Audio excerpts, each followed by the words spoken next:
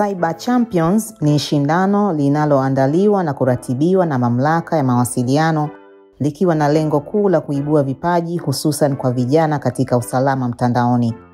Shindano hili lilianza kufanyika mwaka 2019 na kuwa na washiriki takriban 4,000. Shindano la Cyber Champions ambalo awali lilifahamika kama Cyber Stars linafanyika kwa awamu ya 6 mfululizo, likihusisha vijana kutoka katika taasisi za elimu ya juu nchini.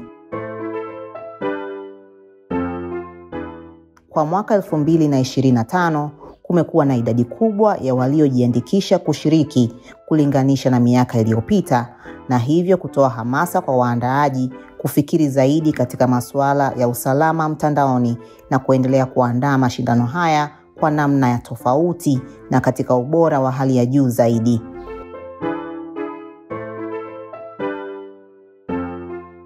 Mchakato wa kupata washiriki huanza kwa tangazo la usajili na taarifa nyingine muhimu kuhusu shindano ambazo hutolewa kupitia kurasa za mitandao ya kijamii za TCRA pamoja na tovuti ya www.tcra.go.tz.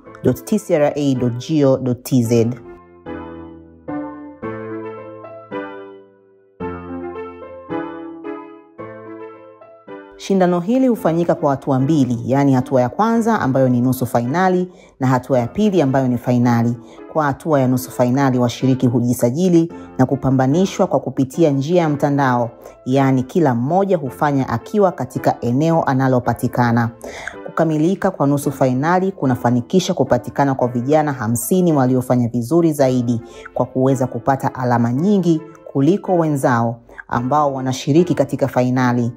Vijana hawa 50 huchukuliwa kutoka katika maeneo wanayopatikana, hususan vyuo wanavyosoma, na kupelekwa katika kituo kilichoandaliwa kwa ajili ya kufanyia fainali, ambapo kwa awamu zote 6 zimekuwa zikifanyika Chuo Kikuu cha Dodoma. Kukamilika kwa fainali kunatoa washindi wa shindano kwa mwaka husika.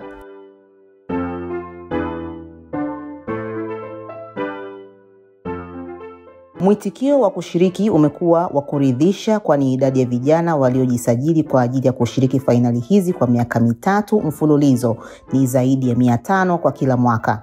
Hii ni ishara kuwa mashindano haya yamepokelewa vizuri na yanaendelea kutoa hamasa kwa vijana kujifunza zaidi kuhusu usalama mtandaoni ili waweze kushiriki tena kwenye mashindano yanayofuata. Kwa upande wa utendaji wa washiriki, alama walizopata vijana katika nusu fainali mwaka huu zimekuwa juu zaidi ukilinganisha na miaka iliyopita. Hii inaonyesha kuongezeka kwa mwamko wa uelewa wa masuala ya usalama mtandaoni. Aidha, maandalizi mazuri ambayo washiriki wa mwaka huu wamefanya ni moja ya sababu zilizofanya kuwa na alama za juu zaidi. Pia ufaulu wa vyuo umeimarika, kwani awamu kadhaa mfululizo Chuo Kikuu cha Dodoma kimekuwa na ufaulu wa juu, huku awamu hii Chuo cha Uhasibu Arusha kimekuwa na wastani mzuri zaidi wa kufaulu kwa kuingiza vijana wengi zaidi katika fainali. Mamlaka ya Mawasiliano inapenda kutoa wito kwa vijana ambao hawakupata nafasi ya kushiriki shindano la Cyber Champions mwaka huu kujiandaa vyema kwa mwaka unaokuja. Shindano hili linafanyika kila mwaka, hivyo waendelee kufanya mazoezi na kujifunza ili wakati utakapofika waweze kuleta ushindani zaidi na kuongeza thamani ya hili shindano.